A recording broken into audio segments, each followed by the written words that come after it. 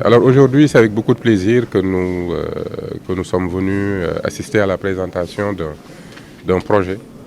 Un projet qui nous satisfait énormément parce que c'est un projet qui répond à tout ce que nous avions structuré dans le cadre du Penal Rue. Depuis le début, nous avions la conviction que pour structurer un programme national d'accès au logement, il fallait intéresser le secteur privé. Parce que le déficit que nous avons, comme vous le connaissez, c'est un déficit structurel. Et nous avons énormément de logements que nous devons construire. Et si on calcule le besoin de financement de ce stock de logements, c'est un besoin qui dépasse les capacités de l'État du Sénégal. Donc il était important de structurer, de formuler le programme national comme un véhicule d'investissement capable d'attirer l'investissement privé, mais autour d'un objectif social. Voilà tout le défi que nous avions. Donc pendant un an, nous avons travaillé d'arrache-pied avec l'accompagnement du Premier ministre M. Ousmane Sonko et sur cette vision du Président de la République pour qui l'accès au logement est une nécessité. Alors vous comprenez qu'une fois que nous avons travaillé ce programme, que nous avons communiqué sur ce programme, que nous avons quasiment terminé la maturation et bientôt nous passerons à l'Assemblée nationale, de voir un promoteur qui a compris les enjeux du programme, qui a développé un modèle qui s'adapte à ce programme et qui peut en tirer tous les bénéfices que nous voulions pour permettre justement à un Sénégalais de pouvoir trouver un logement accessible, décent et abordable selon ses moyens. Voilà ce que nous voulions, c'est de créer une synergie entre l'ingénierie de l'action publique et la capacité d'innovation et d'ingénierie du secteur privé pour au final mettre sur le marché un produit qui va pouvoir parler à toutes les couches des différentes composantes de notre nation. Donc vous comprenez tout le plaisir que nous avons de voir ce premier joueur du programme national d'accès au logement et de renouveau urbain. Et Inch'Allah, il y en aura plusieurs parce que le défi, c'est sur les 196 712 km² du territoire national, c'est sur l'ensemble des 8 pôles territoires, sur tous les départements et dans toutes les communes. Et c'est pour ça que nous appelons les collectivités territoriales à aussi comprendre l'importance du Penal Rue, de venir au niveau du ministère travailler sur des conventions autour de l'accès au logement et des cadres de renouveau urbain, parce que les collectivités territoriales vont avoir un rôle important à jouer, parce que nous tous, comme nous le savons, le logement, c'est une question de dignité.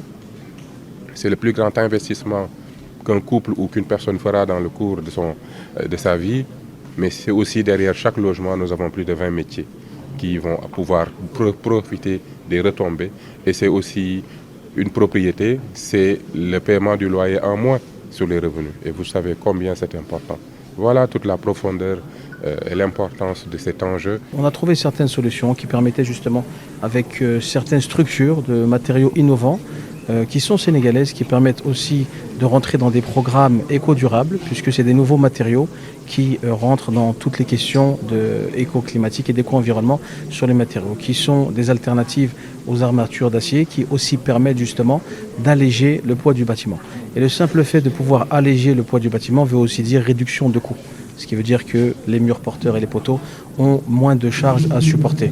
On a aussi certaines alternatives avec une autre structure qui présente pour les planchers des matériaux en polystyrène qui permet en termes acoustiques, thermiques, de manutention et de réalisation de pouvoir avoir accès à un logement digne, décent, à des coûts plus réduits.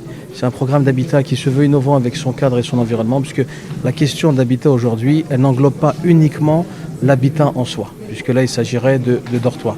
Aujourd'hui, ce qui est important, c'est d'avoir un cadre et un environnement.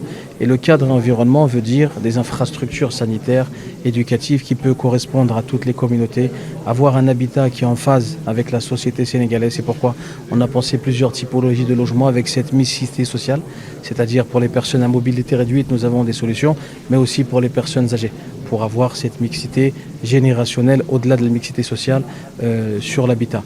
Donc sur cette question-là, il était important pour nous de répondre à toutes ces typologies, d'avoir un bâtiment qui soit optimal, qui permet aussi d'optimiser le foncier, puisque la problématique du foncier qu'on a aujourd'hui, ce ne sera qu'un problème bis repetita demain si on emprunte les mêmes leviers de fonctionnement, puisque l'optimisation des coûts de l'habitat est aussi une optimisation du foncier qui est mise à disposition.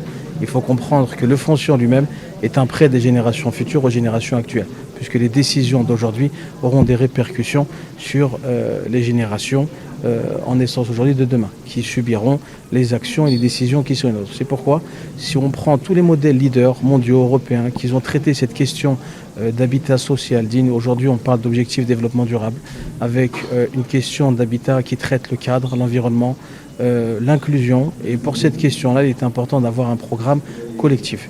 Et le but de ce programme, c'était que ce soit un modèle qui puisse être dupliqué sur le territoire national. Et c'est ça qui pourra permettre d'avoir une industrie d'habitat et pas une solution d'habitat isolée. Nous, on participe avec le ministère de l'Habitat pour développer ce programme. C'est un programme qui se veut réactif, puisqu'on a traité un programme sur 215 logements qui permet d'avoir une réactivité de livraison sur 24 mois. Donc ce programme de 215 logements permet de traiter plusieurs typologies, puisque les demandes sont différentes. Certains préfèrent avoir une typologie duplex, donc c'est ce qu'on a sur le programme d'habitat, une typologie appartement en plein pied, avec en rez-de-chaussée les appartements pour les personnes à mobilité réduite. Les deux communautés sont représentées islamo-chrétiennes sur le programme, avec des infrastructures sanitaires, éducatives, commerciales, qui permet aussi d'avoir un syndic de copropriété qui permet d'entretenir le patrimoine bâti avec une salle polyvalente pour les événements ponctuels qu'on peut avoir sur l'ensemble de la communauté, comme on peut avoir sur un projet sociétal et commun. Donc c'est un programme qui sera lancé en fin d'année, qui se veut expérimental en accompagnement avec le ministère de l'Habitat sur cette question de plan national d'accès au logement et de réaménagement urbain. Donc il devrait commencer en fin d'année avec les partenaires aussi financiers comme on a, comme avec la BHS, qui traite aussi principalement cette question d'habitat social. La question, nous on considère que la question d'habitat social au jour d'aujourd'hui, l'informel est prédominant sur le secteur de l'habitat. Et aujourd'hui, on a besoin justement de recenser, de numériser. Et ça rentre aussi dans le cadre du New Deal Technology qui va permettre aussi de recenser cette base de données qui aujourd'hui n'existe pas, puisqu'ils vont intégrer un programme qui, lui, est bancarisé, digitalisé, puisqu'on va rentrer sur ceux qui vont accompagner dans cette phase de transition de l'informel à l'informel avec la BHS qui traite déjà la question d'habitat social et d'informel avec certains plans sur l'accompagnement des foyers sénégalais.